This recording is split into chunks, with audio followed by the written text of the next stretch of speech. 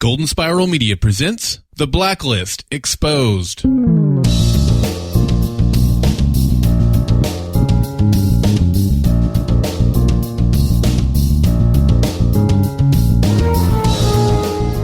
Hello, special agents. You have come to the right place. Welcome to The Blacklist Exposed. I am Agent Troy Heinrichs.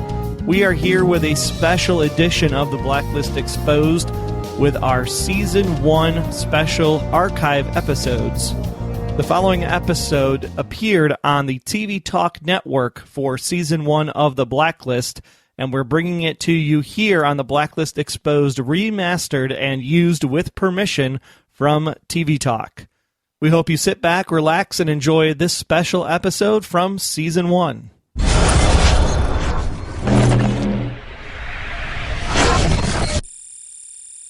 You're tuned in to TV Talk, The Blacklist.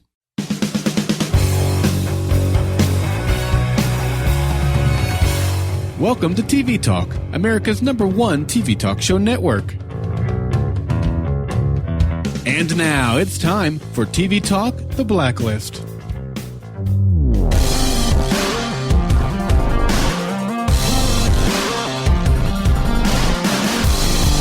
Well, my grocery list is going to have a bunch of changes this week, as I'm going to be taking off beef stew from the menu and switching over to more fish, I guess. Welcome to another episode of TV Talk, The Blacklist. I'm Troy. And I'm Dave, and we're glad you're here with us tonight to discuss episode number 4 of this first season of The Blacklist, titled The Stewmaker, airing October 14th, 2013. And let's start right off this evening by welcoming Tom Noonan to the guest starring lineup. Really great episode for him this evening. Fantastic. Tom Noonan is a fantastic character actor, and he is just at his creepy best tonight. And it looks like we're going to have some kind of crossover episode from what it looks like. It almost reminded me of a Dexter-type television show. Yeah, the episode opened up with Mr. Noonan. We really don't know who he is when it starts off, but he's in the shower getting ready for something. He's taping off the room Dexter style with the clear plastic wrap. Just doing the room upright, you know something bad's about to go down. Well, the good thing for me, because I was actually traveling this weekend, so now I have a new tip on how to prevent bed bugs, if nothing else. And now he is covered just head to toe with all types of burns and marks and just all kinds of things. Yeah, and I had to pause the scene a couple times because it sure looked like on his lower left stomach that it had the same kind of, we'll call it the Y burn mark that's on Lizzie's hand and on top of the box. And then if you look at his top, I think it was right shoulder, it looked like he had the same scar symbol from the human trafficking kids that had their scar on their back shoulder in a couple episodes ago. Tying it all together. And is that what we're really finding out with this show? I mean, is everything all kind of part of one giant conspiracy in the end? You have this bullet redacted report coming in from Tom and Lizzie, and then it's going over to Harold, and we get a little bit more information that it was absolutely tied to a homicide. Whose homicide, of course, we don't know.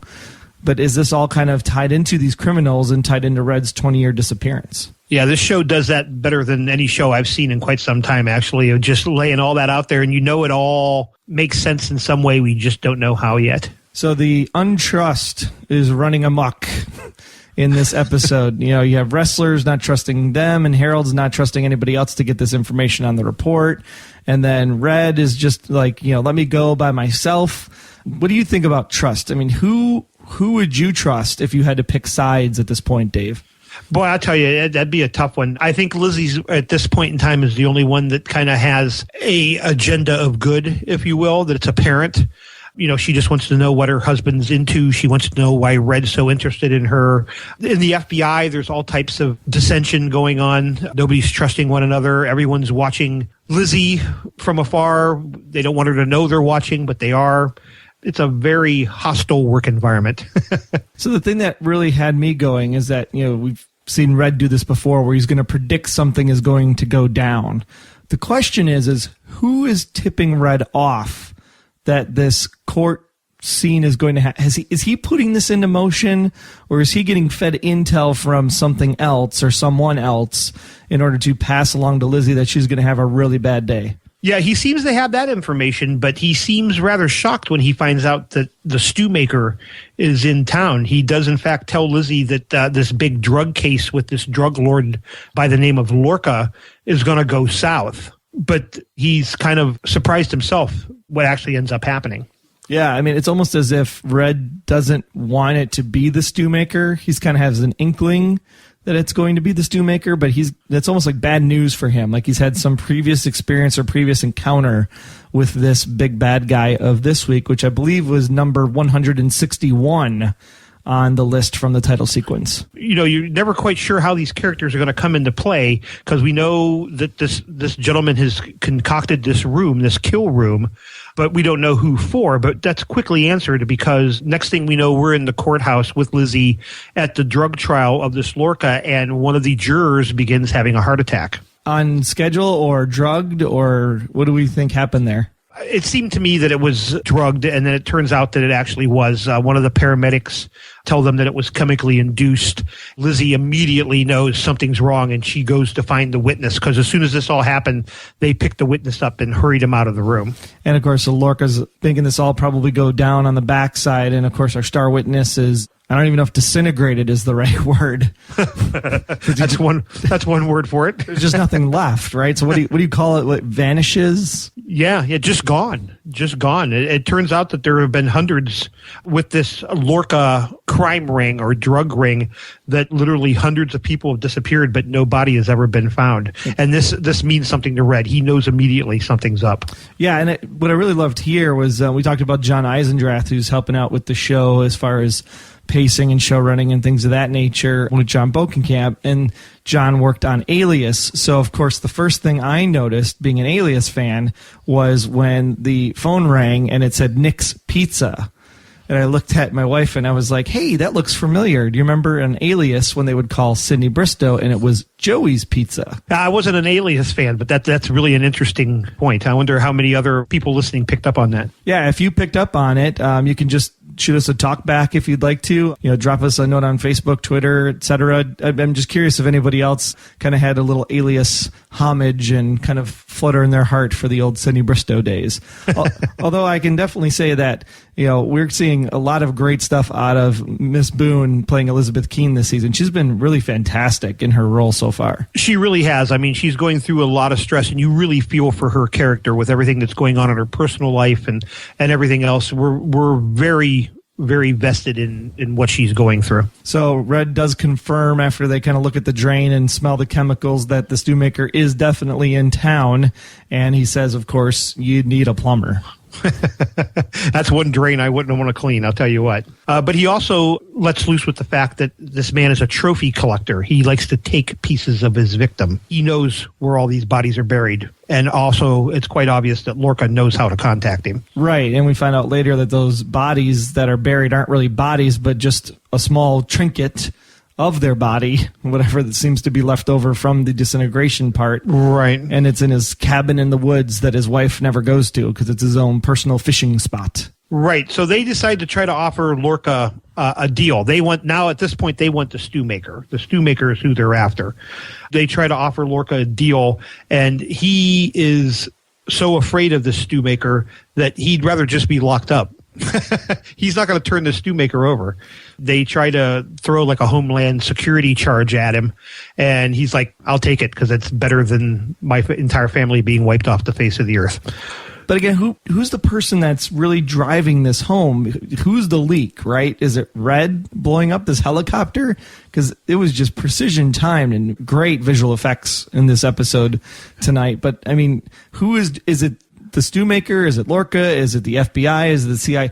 I think this is the thing that's really frustrating about the show so far, and also makes the show really awesome at the same time, is you don't know who's actually driving the storyline forward. Right. There's some force. There's something out there that is strumming the guitar, and we don't know who that is yet. And it almost seems like Red, being a criminal, he has a network of criminal friends, but even the network of criminal friends wants this blacklist taken out as soon as possible. So it's both, they're bad, but they're not as bad as this blacklist people are. So even the small-time criminal wants the blacklist removed. Exactly. So during this jailbreak, Lorca gets a jailbreak. As Troy mentioned, there's a huge attack at the helipad. Lorca gets away, and Liz is taken hostage. Yeah, I didn't expect the black bag to come out as she's down for the count, trying to regain her focus. I mean, she was pretty close to the chopper when it blew, so I'm sure her bell was rung quite loudly. Yes. So yeah, it was a surprise to see that she was taken hostage, and at that point, you're just like, oh no, she's going face-to-face with the stew man himself. The stew man, I like it. Red is quite upset by this. Of course, he has this attraction to Liz for whatever reason, and he is hell-bent on getting her back. Yeah, I mean, they try everything they can to figure out where she might have been taken. He's basically getting to Agent Ressler, and Agent Ressler is now teaming up with Red.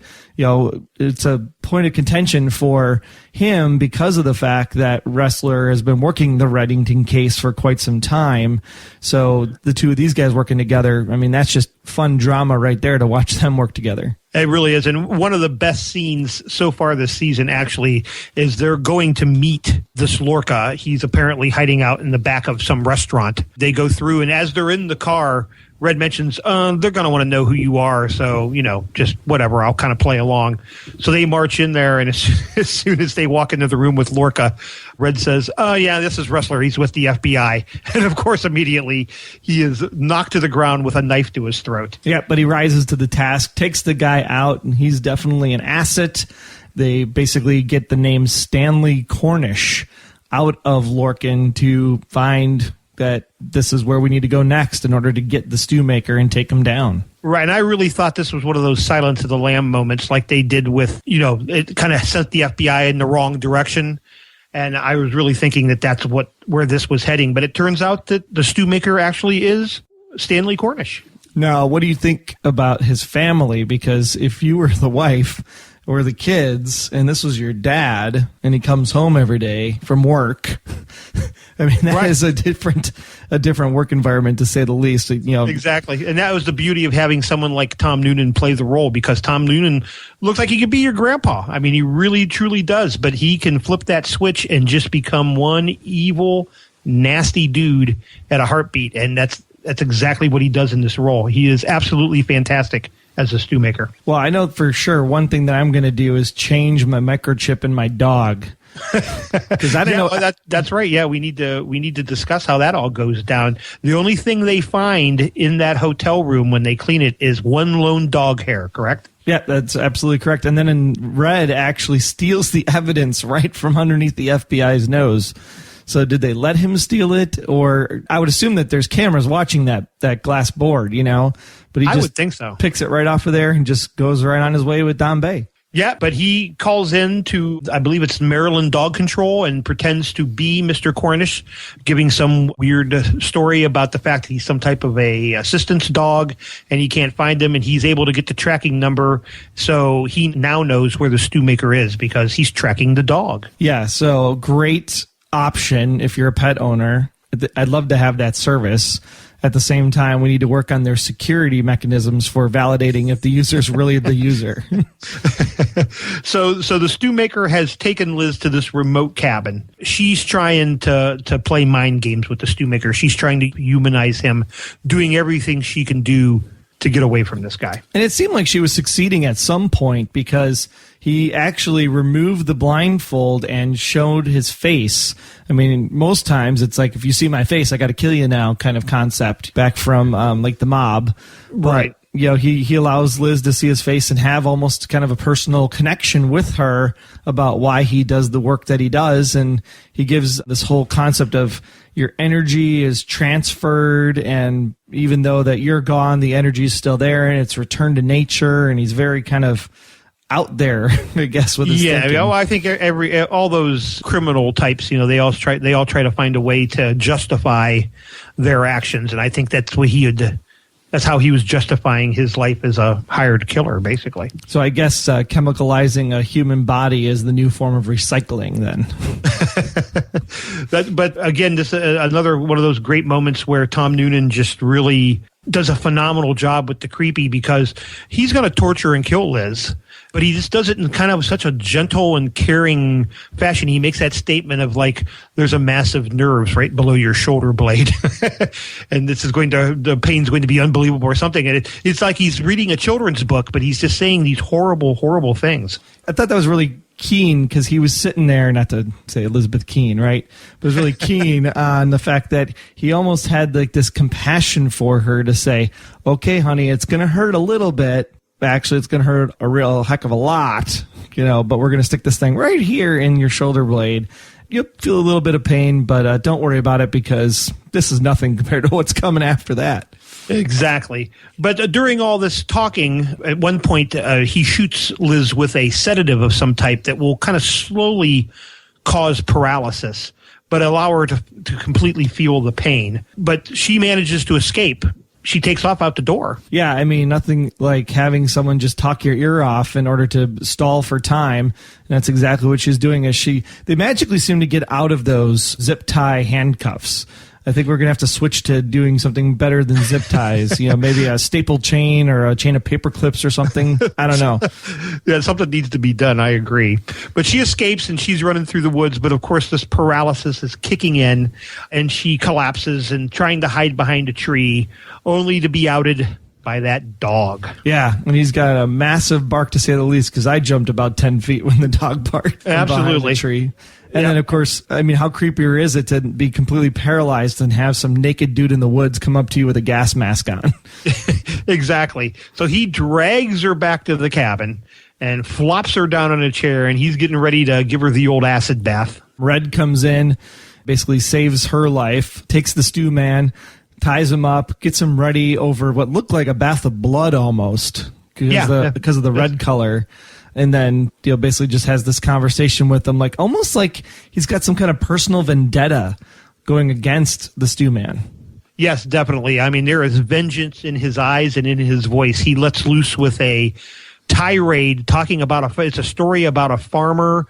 I'm sure at some point we're going to understand the depth of that story, but basically it all leads up to, is Red going to push this guy into the acid bath or not? And the interesting thing was the fact that he turned Lizzie around, almost shielding her like a daughter, from this horrific thing that's about to happen.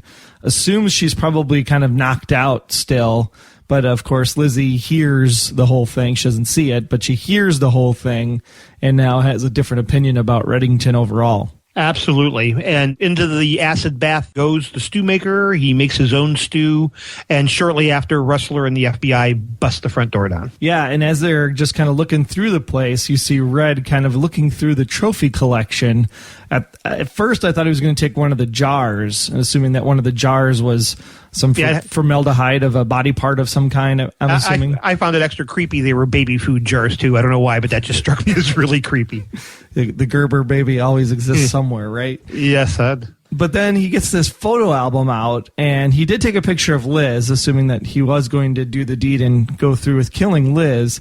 But as they're flipping through the book, you almost had to pause it for a minute because the numbers went from the bottom right to the top left.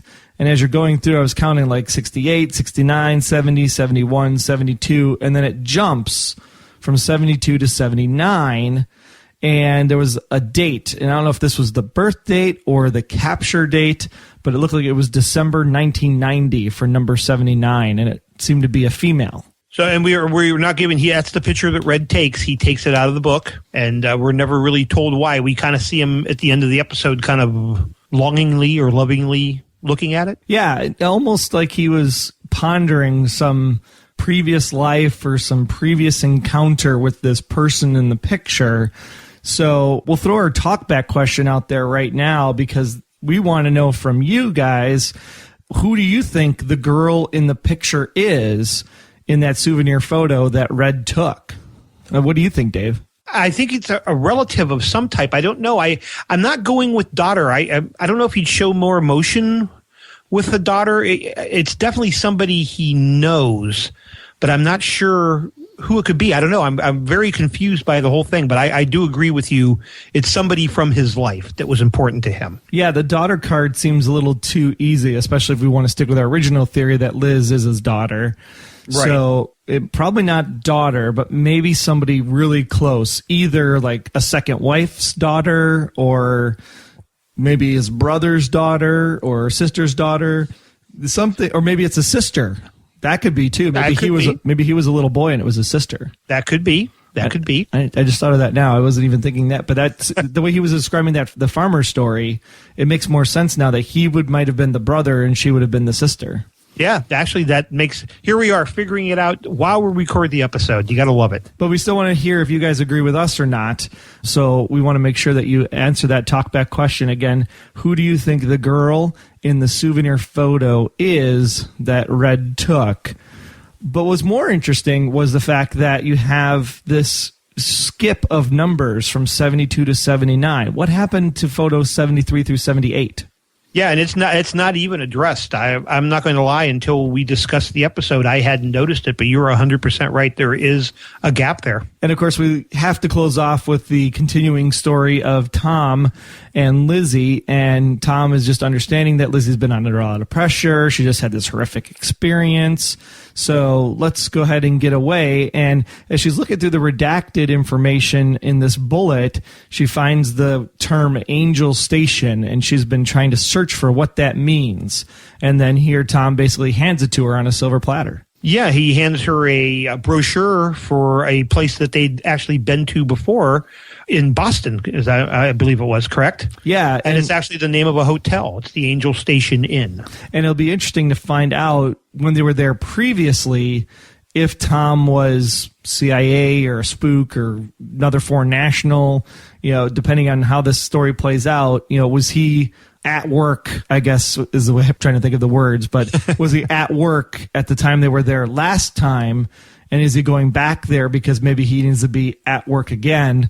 Or is he really just playing the husband card at this point and he's left his past behind? It's just so much to try to fathom, so many unanswered questions. I wish we could watch the episodes just all together so we could get all the answers at one time. Well, again, we want to remind you that our talkback question of the week, who do you think is the girl in the souvenir photo that Red took? And remember, to answer the talkback question or leave any comment, just tap the talkback section in the center of the listen screen and share your thoughts. And don't forget to share your feedback to be entered into the weekly drawing. So until our next episode of TV Talk The Blacklist, I'm Troy.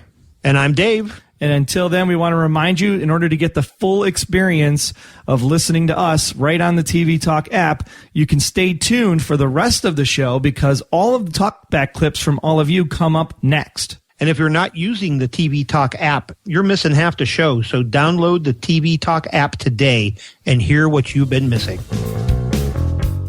And now it's time for this week's talkback clips.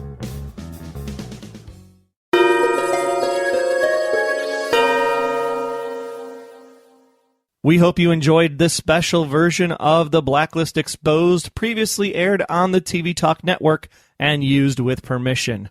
Until next time, I'm Agent Troy Heinritz. That's at Troy Heinritz on Twitter. And if you want to learn more about me, just visit, about.me/Troy Heinritz. And I'm Agent Aaron Peterson. You can hear me talking about movies and TV on the Hollywood Outsider podcast, as well as Remake This Movie Right.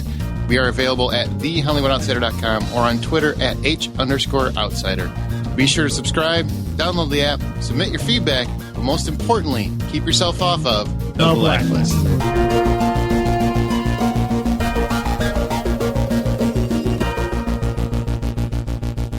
The Blacklist Exposed is a Golden Spiral Media production. Find more of our great podcasts at goldenspiralmedia.com/podcasts.